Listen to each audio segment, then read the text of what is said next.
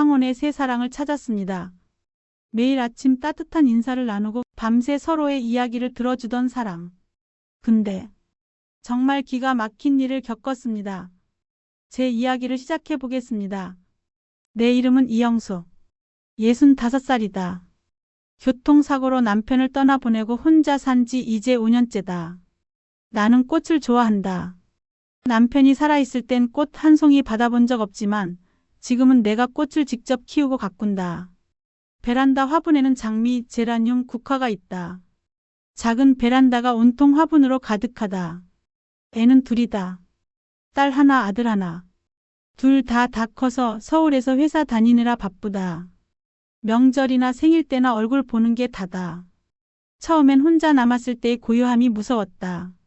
30년 넘게 누군가 밥 차려주고 빨래하고 청소하던 손이 갑자기 할 일이 없어지니까. 텔레비전을 켜놔도 조용하고 고요한 느낌이었다. 얼마 전에 갑자기 딸이 심심하면 SNS를 해보라고 하더라. 처음엔 이게 뭔지도 모르겠고 사진 올리는 것도 어색했다. 근데 막상 해보니까 의외로 재미있었다. 내 SNS 계정은 꽃 사진으로 가득하다. 길 가다 본 꽃, 꽃시장에서 사온 꽃, 베란다에서 키우는 꽃. 다양한 꽃 사진을 올리고 거기에 내 생각을 일기처럼 적었다. 오늘 날씨가 참 좋았다. 이 꽃을 보니 옛날 생각이 난다. 이런 것들. 얼굴도 이름도 모를 사람들과 댓글로 소통하는 것이 처음엔 낯설었지만 의외로 재밌었다. 꽃 사진 예쁘다고 글 잘 쓴다고 위로가 된다고. 그런 댓글들이 달리면 하루 종일 기분이 좋았다. 어느 날 저녁 혼자 소파에서 TV를 보고 있는데 휴대폰이 울렸다. 큰딸 지은이다. 응. 엄마, 요즘 추운데 감기 안 걸렸지? 응, 괜찮아. 별일 없어. 다행이다. 엄마, 나 지금 애 숙제 봐줘야 해서. 또 연락할게. 애들은 너무 바쁘다. 엄마는 혼자서도 잘 지내겠지 이러면서 안심하고. 내가 오늘 뭐 했는지 기분이 어떤지 뭐 먹었는지. 그런 건 안 궁금한가 보다. 다 이해하는데 그래도 서운한 건 어쩔 수 없다. 그런데 SNS 속 사람들은 달랐다. 내 꽃 사진 보고 예쁘다고 하고 내 글 읽고 위로가 된다고 하고. 얼굴도 모르는 사람들인데 왜인지 더 가깝게 느껴졌다. 며칠 후 아침에 일어나 휴대폰을 확인하는데 새 메시지가 와 있다. 꽃 사진과 감상 너무 잘 보고 있습니다. 라고 왔다. 누구지? 프로필을 타고 들어가 봤다. 60대 중반쯤 되어 보이는 중후한 남성 사진이 있었다. 염색 안 한 채로 희끗한 머리가 오히려 더 잘 어울렸다. 사진 속 그 사람은 품이 있어 보였다. 정장 차림에 미소 짓고 있는 모습. 프로필 소개엔 강민수 67세 은퇴 후 미국 거주 중라고 쓰여 있었다. 댓글은 몰라도 메시지는 낯설어서 답장을 안 했다. 모르는 사람한테 함부로 답하면 안 된다고 지은이가 그랬으니까. 근데 다음날 또 메시지가 와 있었다. 저 이상한 사람은 아닙니다. 저도 꽃을 좋아해서 괜찮으시면 소통하고 싶네요. 영숙 씨 글을 보면 마음이 따뜻해집니다. 이상한 사람은 아닌 것 같았다. 프로필도 멀쩡하고 말투도 정중했다. 그냥 꽃 얘기 좀 나누는 거야 뭐 어때? 그렇게 생각하고 답장을 보냈다. 안녕하세요. 제 사진 봐주셔서 감사합니다. 그렇게 대화가 시작됐다. 처음엔 꽃 얘기만 했다. 어떤 꽃을 좋아하는지, 어떻게 키우는지, 꽃말은 뭔지. 그런 것들.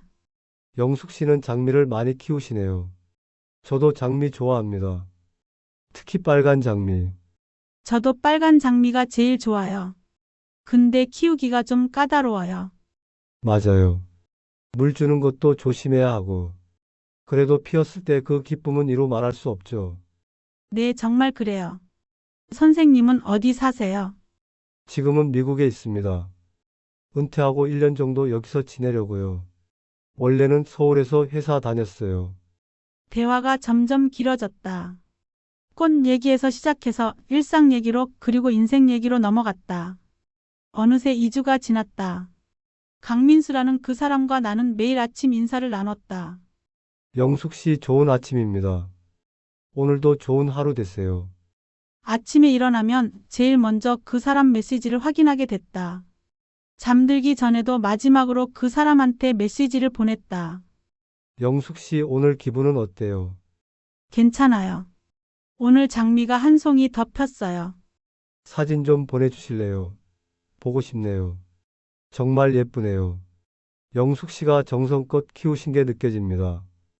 영숙 씨는 참 따뜻한 분 같아요. 이 나이에 이런 말 들으니까 간지러웠다. 근데 기분이 나쁘지 않았다. 오히려 좋았다. 한 달쯤 지났을 때 그 사람이 자기 얘기를 해줬다. 영숙 씨, 저 사실 아내를 잃었어요. 3년 전에요. 저도 그래요. 남편이 5년 전에 떠났어요. 그렇군요. 그럼 영숙 씨도 이 외로움을 아시겠네요. 혼자 사는 게 참 힘들죠. 네, 처음엔 정말 힘들었어요. 지금은 좀 익숙해졌지만 저도 그래요. 딸이 하나 있는데 자기 인생 사느라 바빠요. 한 달에 한 번 전화하면 다행이죠. 그 말에 완전히 공감이 됐다. 내 얘기를 하는 것 같았다. 애들이 바쁜 건 이해하는데 가끔은, 정말 가끔은 엄마 생각도 해줬으면 좋겠는데, 영숙 씨는 좋은 분이에요. 이렇게 얘기 나눌 수 있어서 참 감사합니다. 요즘 영숙 씨랑 대화하는 게 하루 중 가장 기다려지는 시간이에요. 나도 그랬다. 그 사람 메시지 받는 게 하루 중 가장 즐거운 시간이 됐다. 그렇게 석 달이 지났다. 이제 강민수는 내 하루에서 빼놓을 수 없는 사람이 됐다. 아침에 일어나면 제일 먼저 그 사람 메시지를 확인했다. 오늘 아침 날씨가 어떤지, 잘 잤는지, 아침은 먹었는지, 그런 걸 물어봤다. 꽃에 물 줄 때도, 밥 먹을 때도, TV 볼 때도 휴대폰을 옆에 뒀다. 그 사람한테서 메시지 오면 바로 답장하고 싶어서. 영숙 씨, 오늘 저녁은 뭐 드셨어요? 김치찌개 끓여 먹었어요. 선생님은요? 저는 여기 한 식당에서 불고기 먹었어요. 그래도 한국 음식이 제일 맛있네요. 영숙 씨가 해주시는 김치찌개 먹어보고 싶어요. 이런 말 들으면 기분이 이상했다. 설레기도 하고 부끄럽기도 하고. 이 나이에 무슨 설렘이냐고 스스로 웃기도 했지만 그래도 좋았다. 시간이 지나면서 그 사람에 대해 많은 걸 알게 됐다. 저는 젊었을 때 미국에서 대학을 나왔어요. 그래서 영어는 편하게 해요. 졸업하고 한국 돌아와서 대기업에 취직했죠. 대단하시네요. 저는 고등학교만 나왔어요. 학력이 뭐가 중요합니까? 영숙 씨는 인생을 살면서 쌓은 지혜가 있잖아요. 그게 훨씬 더 귀한 거예요. 아내가 죽고 정말 힘들었어요. 30년을 같이 살았는데 갑자기 혼자가 되니까 뭘 해야 할지 모르겠더라고요. 저도 그랬어요. 남편이랑은 싸우기도 많이 싸웠지만 그래도 옆에 있는 게 당연했는데 갑자기 없어지니까. 영숙 씨, 우리 참 비슷하네요. 같은 아픔을 겪었으니까 서로 이해가 잘 되는 것 같아요. 그랬다. 이 사람은 나를 이해했다. 내 외로움을, 내 아픔을 알았다. 애들한테는 차마 못하는 얘기도 이 사람한테는 할 수 있었다. 어느 일요일 저녁, 아들 준호에게서 전화가 왔다. 엄마 저예요. 잘 지내시죠? 응, 잘 지내지. 너는? 저는 요즘 회사 일이 좀 바빠가지고 다음 달에 한번 들를게요. 그때 반찬 좀 해주세요. 그래, 알았어. 2분도 안 되는 통화였다. 나는 잘 지내는지, 뭐 먹었는지, 건강은 어떤지. 그런 건 안 물어봤다. 그냥 자기가 바쁘다는 얘기만 하고 끊었다. 휴대폰을 내려놓는데 한숨이 나왔다. 그리고 다시 휴대폰을 들어 민수 씨한테 메시지를 보냈다. 아들한테 전화 왔었는데 바쁘다고 금방 끊었어요. 아드님도 바쁘시겠죠. 하지만 영숙 씨 마음은 섭섭하셨을 것 같아요. 괜찮으세요? 괜찮아요. 익숙해요. 영숙 씨 오늘 하루는 어떠셨어요? 기분은 어때요? 갑자기 눈물이 핑 돌았다. 이 사람은 물어봐 준다. 내 기분을, 내 하루를. 애들보다 훨씬 더 나한테 관심을 가져줬다. 어느 날 아침 갑자기 민수에게서 영상통화가 왔다. 석 달 만에 처음이다. 원래 메시지만 주고 받았는데 가슴이 두근거렸다. 얼굴을 본다는 게 왠지 떨렸다. 나는 머리를 쓸어 넘기고 옷매무새를 가다듬은 후 통화 버튼을 눌렀다. 민수 씨의 얼굴이 보였다. 사진보단 조금 더 나이 들어 보이지만 여전히 중후하고 품이 있는 인상. 영숙 씨 안녕하세요. 처음 뵙네요. 안녕하세요. 갑자기 전화해서 놀랬죠. 미안해요. 근데 영숙 씨 목소리가 참 좋으시네요. 그 사람 목소리는 중후하고 따뜻했다. 메시지로만 대화하다가 목소리를 들으니까 더 실감이 났다. 진짜 사람이구나. 이 사람은 진짜로 나한테 관심이 있구나. 영숙 씨 솔직히 말씀드리면 영숙 씨한테 점점 마음이 가요. 이 나이에 무슨 연애 타령이냐 싶기도 한데 그래도 솔직하게 말씀드리고 싶었어요. 나도 그랬다. 이 사람한테 마음이 갔다. 남편이 죽고 처음으로 누군가한테 설레는 기분이었다. 저도 선생님과 대화하는 게 참 좋아요. 다행이네요. 영숙 씨 제가 한국 가면 꼭 만나요. 가슴이 떨렸다. 이런 감정이 정말 오랜만이었다. 며칠 후 그날도 평범한 아침이었다. 휴대폰이 울렸다. 민수 씨였다. 여보세요? 영숙 씨, 저 지금 정말 큰일 났어요. 민수 씨의 다급한 목소리에 갑자기 가슴이 쿵 내려앉는 것 같았다. 무슨 일이세요? 어디 다치셨어요? 아니, 제가 다친 건 아니고 저희 딸이요. 딸애가 지금 교통사고가 났어요. 네? 교통사고요? 네, 지금 병원에 있는데 수술을 해야 한대요. 근데 제가 지금 미국에 있잖아요. 당장 갈 수도 없고. 가슴이 철렁했다. 5년 전에 교통사고로 남편을 잃었는데 그때의 장면이 다시 떠오르는 것 같았다. 많이 다쳤대요. 의사 말로는 수술만 잘하면 괜찮을 거래요. 근데 수술비가 지금 당장 5천만 원이 필요한데 제 돈이 여기 은행에 묵혀 있어요. 영숙 씨, 정말 죄송한데 혹시 제가 돈 좀 빌릴 수 있을까요?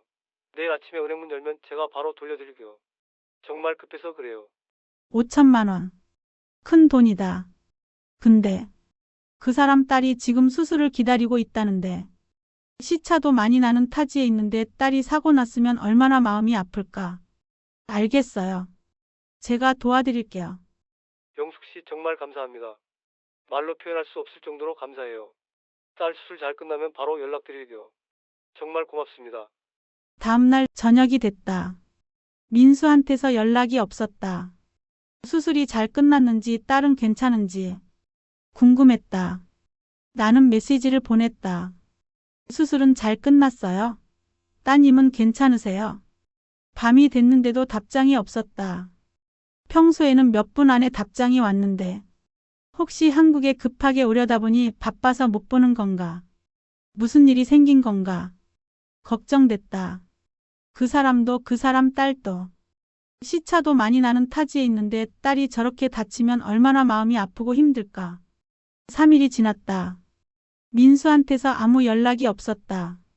메시지도 읽지 않았다. 전화를 걸어봤지만 받지 않았다. 무슨 일이 생긴 걸까?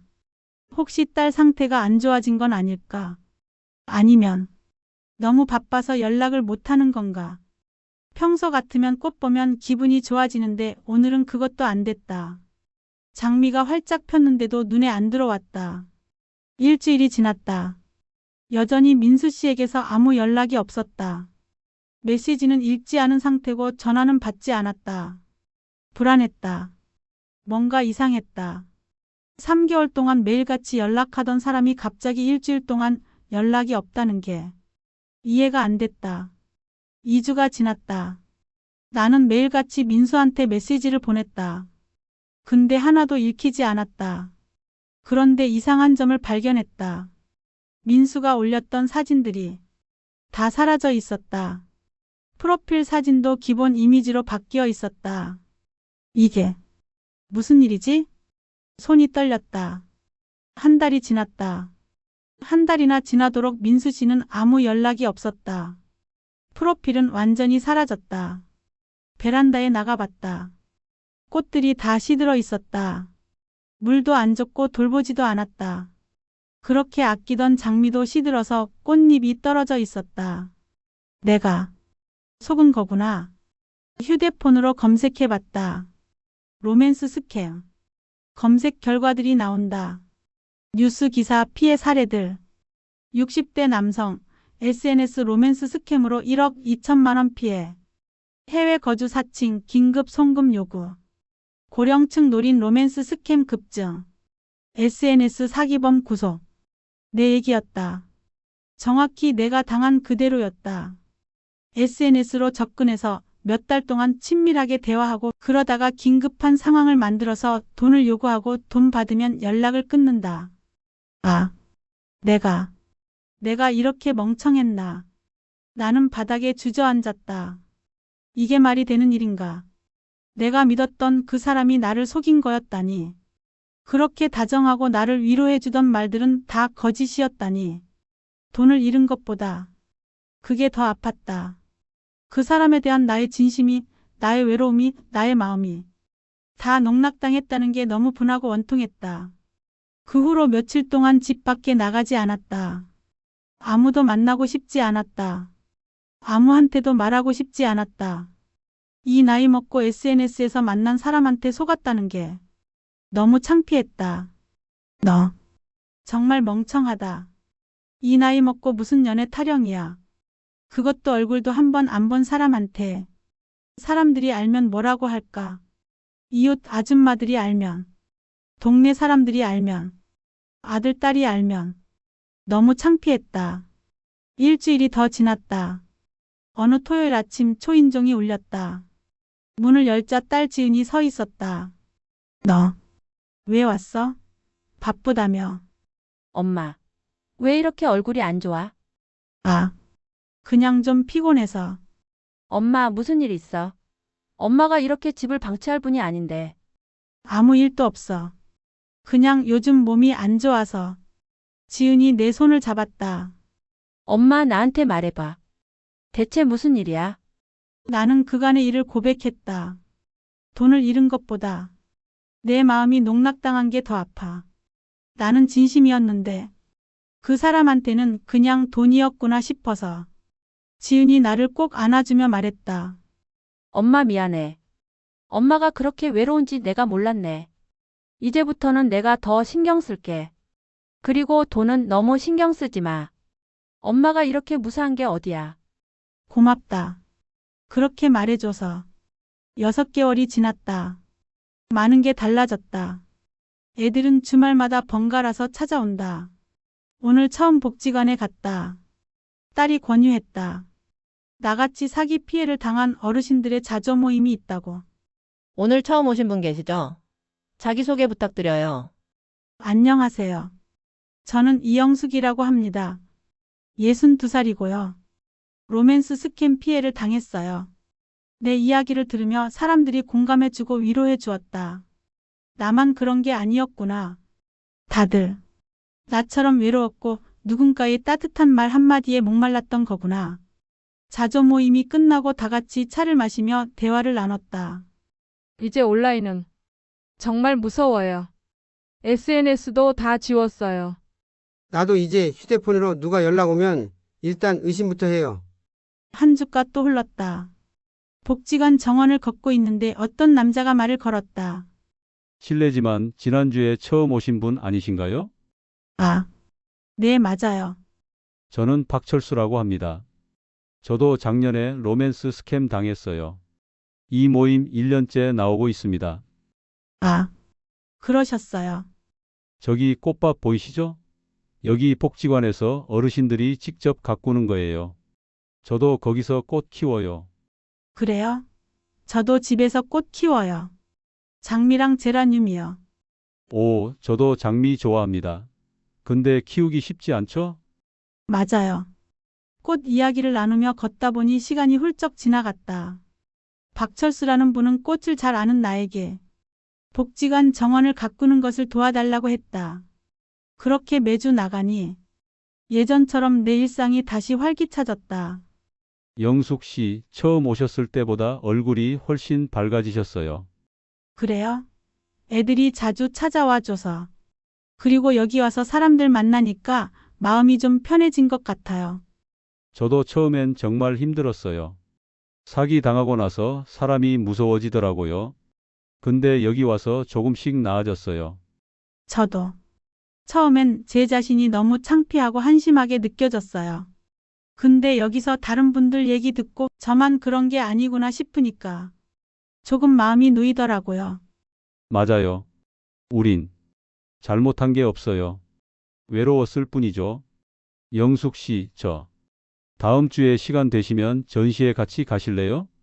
시청에서 하는 건데 괜찮을 것 같아서요. 대답이 잠시 망설여졌다. 마음속에서 두려움과 기대감이 교차했다. 하지만 그의 눈빛은 진실해 보였다. 온라인 화면 너머가 아니라 지금 내 눈앞에 있는 진짜 사람. 좋아요. 가요. 철수 씨는 좋은 사람 같았다. 편하고 대화도 잘 통하고. 근데 또 누군가를 믿어도 되는 걸까? 한번 속고 나니까 무서웠다. 또 상처받을까봐, 또 배신당할까봐. 근데 그렇다고 평생 혼자 살 수는 없잖아. 이제는 안다. 이번엔 조심스럽게 천천히 가야지. 이런 일이 있었다고 움츠려들지 않을 거다. 내 일상을 되찾고 내 행복을 위해서 앞으로 나아갈 거다.